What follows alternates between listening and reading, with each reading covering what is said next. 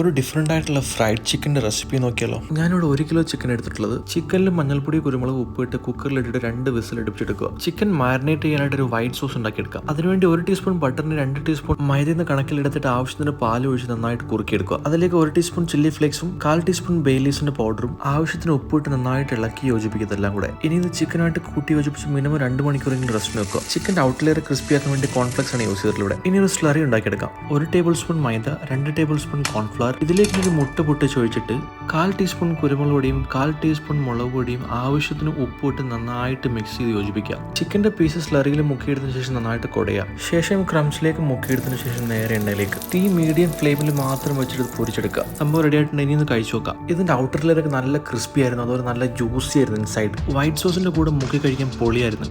വീട്ടിൽ ഉച്ചക്ക് ചോറും തോരനും കറികളുടെ ബാക്കിയുണ്ടായിരുന്നു. കുറച്ച് മുട്ടക്കോസിനും തോരനും മത്തങ്ങയുടെ കറിയും ചിക്കനിൽ നിന്നൊരു പീസ് എടുത്ത് ഇങ്ങനെ മിക്സ് ചെയ്ത് കഴിച്ചു നോക്കി. മച്ചാനെ ഇത് പോരളിയ. അപ്പോൾ ശരി, വേറൊരു വീഡിയോയിൽ കാണാം.